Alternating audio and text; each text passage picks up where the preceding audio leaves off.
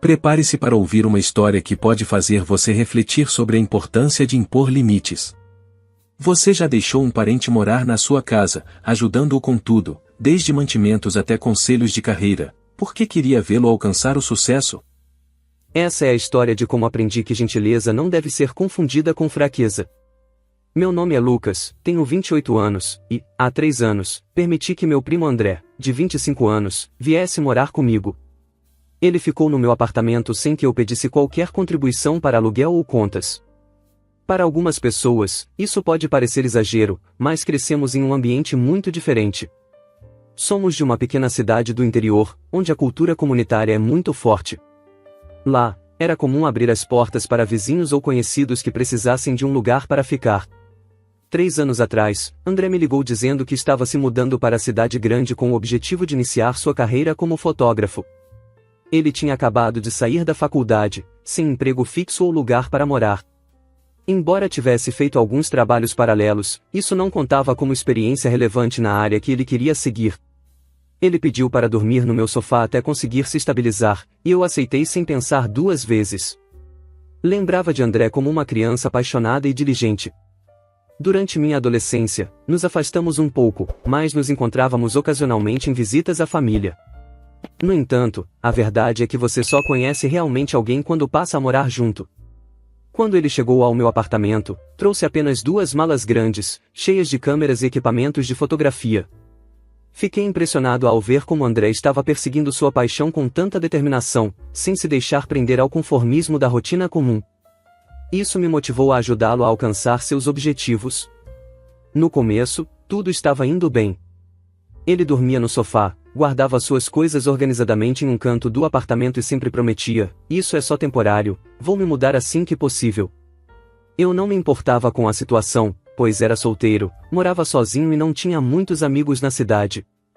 Minha faculdade e meu primeiro emprego me levaram para longe de casa, e ter André por perto trouxe uma sensação de lar ao meu apartamento. Tínhamos muitas histórias para compartilhar. Passávamos as noites e os finais de semana conversando, enquanto ele me atualizava sobre os parentes e vizinhos que deixei para trás ao sair da nossa cidade pequena. Era uma forma de me reconectar com o lugar de onde vim. Com o passar dos meses, André começou a se sentir mais à vontade. Já o considerava quase como um colega de quarto, embora todas as despesas principais continuassem sendo minha responsabilidade: aluguel, contas e até as compras de supermercado.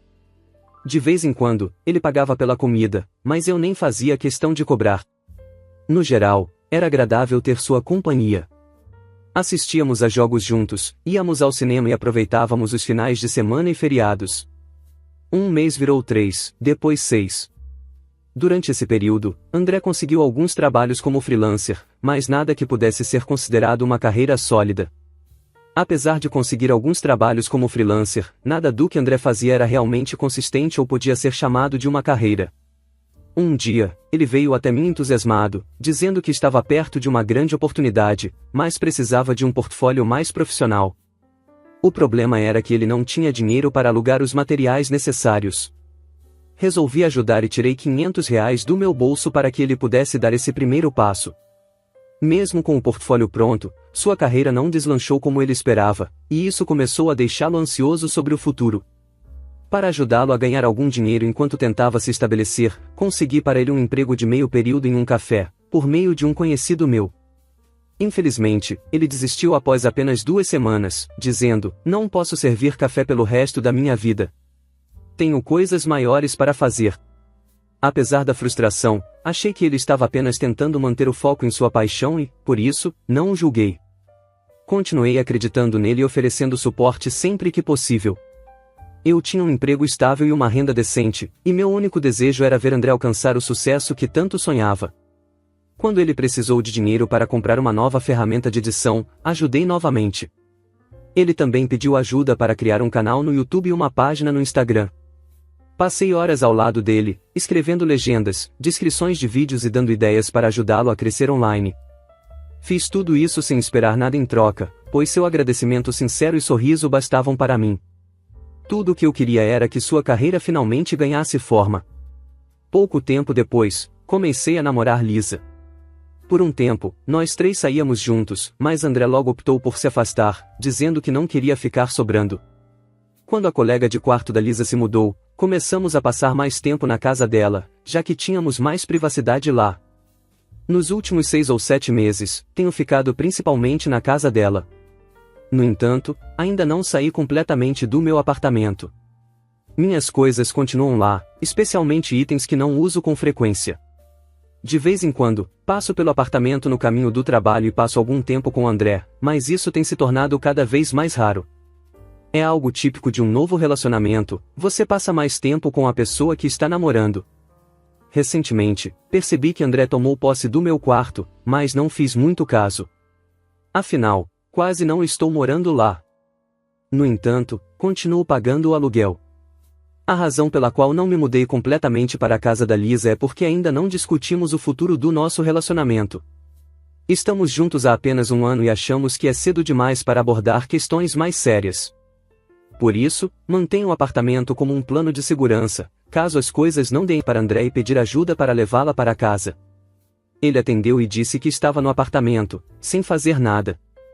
Perguntei se ele poderia dar uma mão com a cadeira, mas ele respondeu com um tom de reclamação: "Cara, ontem foi meu dia de sorte e agora meus quadríceps estão doendo. Você não pode pedir para outra pessoa ou simplesmente pagar pelo frete?" Depois de muita insistência e reclamações, ele finalmente apareceu, mas agiu como se estivesse fazendo um grande favor. O comportamento dele começou a me incomodar cada vez mais. O ponto de ruptura aconteceu 2 semanas atrás, quando eu peguei uma gripe forte. Eu estava com febre, calafrios e o nariz escorrendo. Lisa estava no trabalho e só voltaria tarde da noite. Completamente debilitado e sem nada em casa, liguei para André pedindo que trouxesse. "Ela não deveria cuidar de você?" Respirei fundo e expliquei que não estava pedindo para ele cuidar de mim, apenas para trazer os remédios. Mas ele, com desdém, respondeu: "Sim, cara, você deveria aprender a lidar com suas coisas sozinho. Eu tenho minha própria vida para cuidar. Não posso te salvar toda vez." As palavras dele me atingiram em cheio.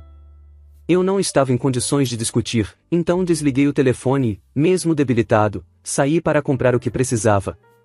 Quando Lisa chegou em casa, contei o que aconteceu.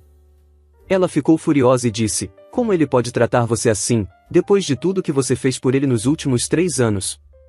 Você percebe o quanto tem feito por ele, não percebe?" Lisa ficou ainda mais indignada com a situação e disse: "Você percebe que ainda está pagando o aluguel do apartamento onde ele está descansando, não é? Ele está claramente se aproveitando de você, enquanto você praticamente mora aqui comigo."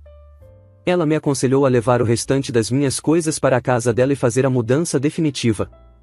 Inicialmente, fiquei hesitante por causa das razões que já mencionei, ainda era muito cedo para pensar em algo a longo prazo no nosso relacionamento.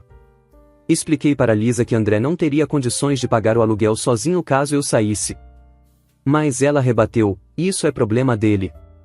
Você pode entregar o contrato para ele e avisar ao proprietário que ele será o único responsável daqui em diante. Deixe que eles resolvam isso."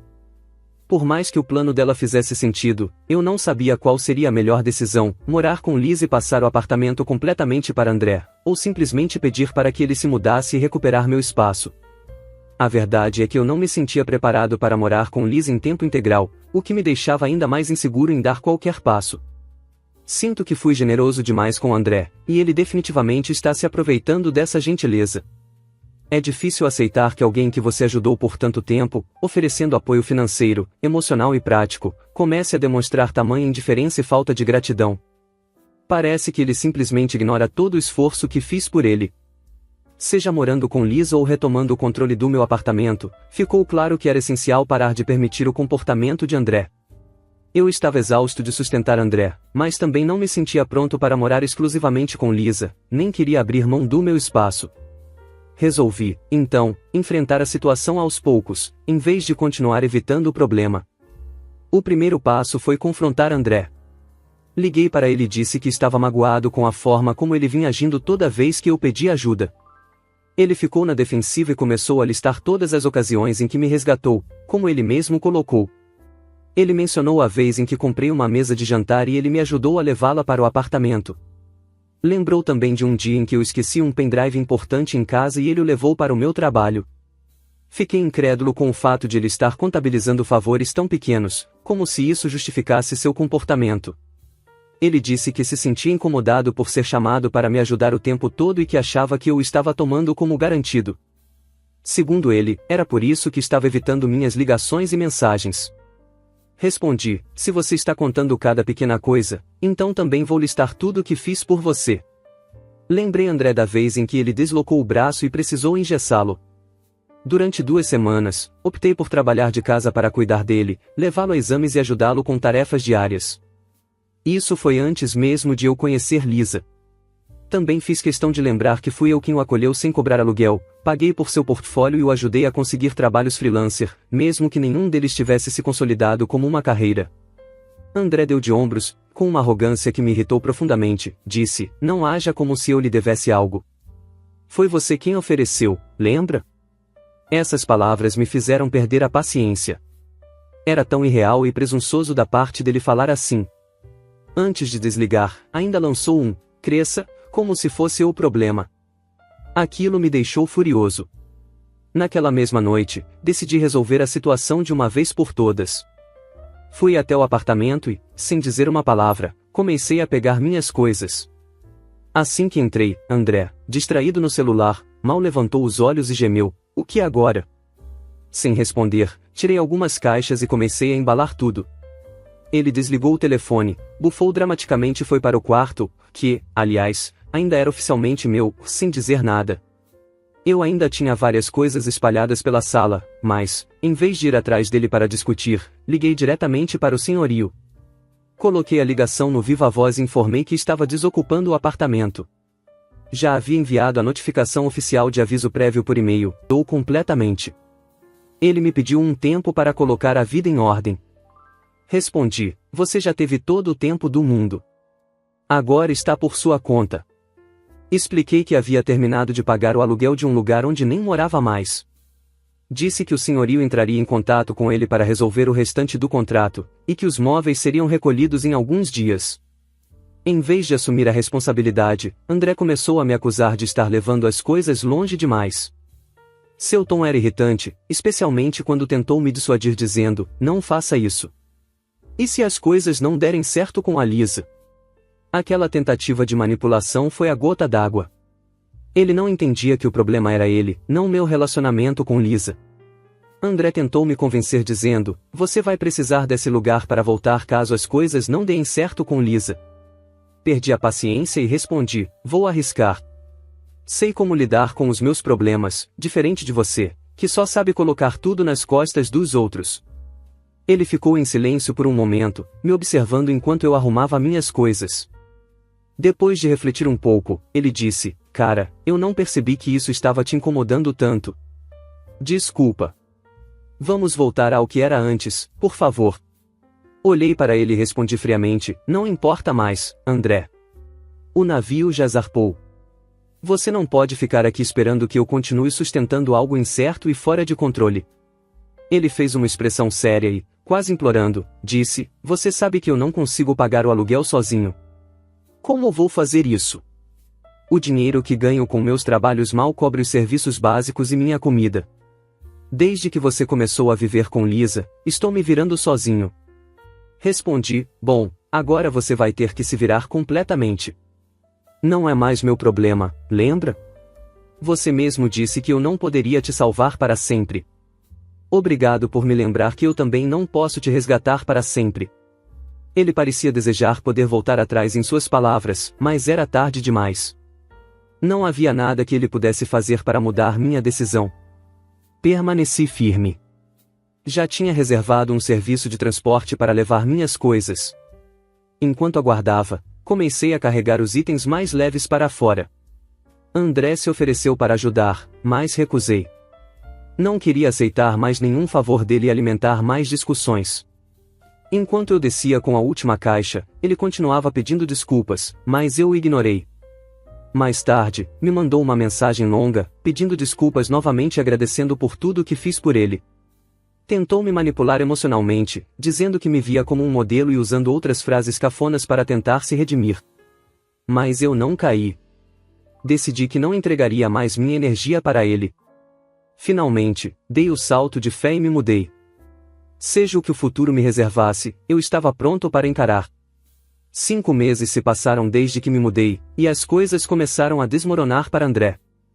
Há 2 semanas, ele me ligou dizendo que o senhorio estava atrás dele por causa do aluguel atrasado. Sem rodeios, respondi, isso não é culpa do senhorio. É sua. Se ele está te cobrando, é porque você está atrasado nos pagamentos. Mesmo assim, ele insistiu que eu deveria falar com o senhorio e pedir para que ele desse mais tempo. Respondi calmamente, André, eu não faço mais parte disso. Você tem um contrato novo com ele, e agora você é o único responsável. Resolva suas próprias pendências. Eu disse a André que ele deveria lidar com as consequências de suas próprias ações. Alguns dias depois, ele apareceu na minha casa, desesperado e implorando por ajuda. O senhorio havia trancado ele do lado de fora do apartamento por falta de pagamento. Ele estava surtando, dizendo que o senhorio era cruel por deixá-lo sem teto por causa de apenas 2 meses de aluguel atrasado. Para se defender, André alegou que havia pago os 3 primeiros meses pontualmente, então acreditava que o senhorio deveria confiar nele e conceder mais tempo para quitar a dívida. Perguntei por que ele estava ali, ao invés de resolver isso diretamente. Ele respondeu que não tinha dinheiro para sair daquela situação. O mais absurdo foi que ele queria que eu me preocupasse com a situação dele.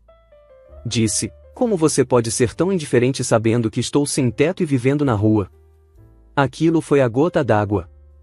Não consegui segurar a irritação e soltei uma risada incrédula.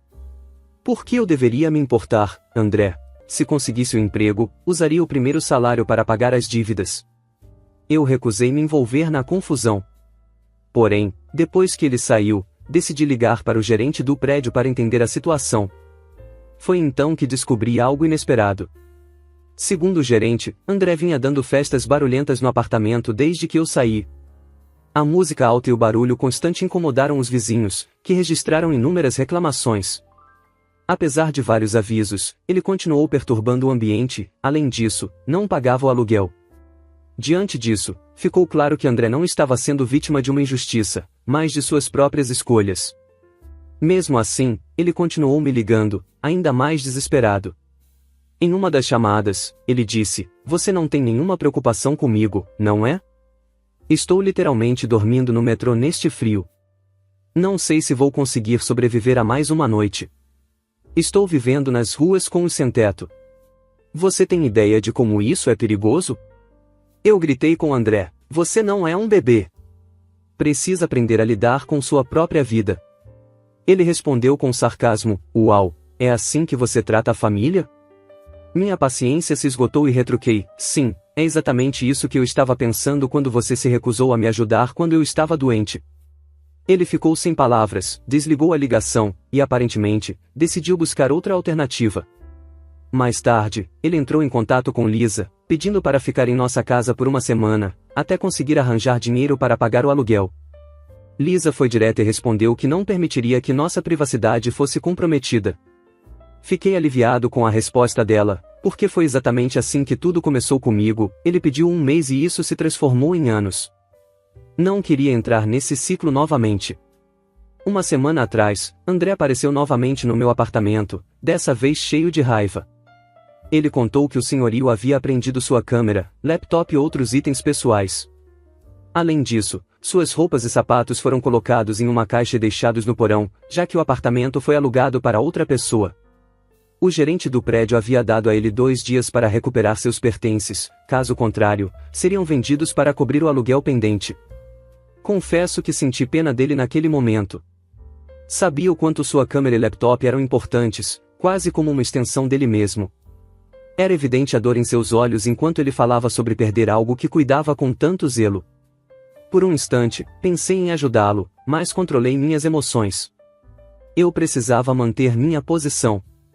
Disse que lamentava a situação, mas que não podia fazer nada por ele. André saiu do apartamento com uma expressão triste, mas visivelmente decepcionado. Parecia aceitar que aquele era o fim do nosso vínculo. Foi doloroso ver nosso relacionamento chegar a esse ponto, especialmente porque crescemos como irmãos, e eu sempre o tratei como um irmão mais novo. No entanto, eu não podia mais permitir que ele continuasse passando por cima de mim. No dia seguinte, meu pai me ligou para perguntar sobre toda a situação. Descobri que André havia procurado o pai dele, meu tio, pedindo ajuda e, ao mesmo tempo, me colocando em uma posição ruim. Ele contou sua versão da história, destacando que eu me recusei a ajudá-lo, apesar de seus inúmeros pedidos. Isso me irritou profundamente, mas, felizmente, meu pai me conhece bem e se recusou a acreditar em apenas um lado da história. Ele quis ouvir a minha versão antes de tirar conclusões. Então, meu pai me ligou para ouvir a minha versão. Narrei toda a situação, explicando tudo o que aconteceu nos últimos anos. Ele me ouviu com atenção e, no final, disse que eu havia feito a coisa certa ao me defender. Meu pai entendeu que André precisava aprender com as próprias escolhas e que eu não era responsável por resgatá-lo. Meu tio aparentemente ajudou André a recuperar sua câmera e laptop.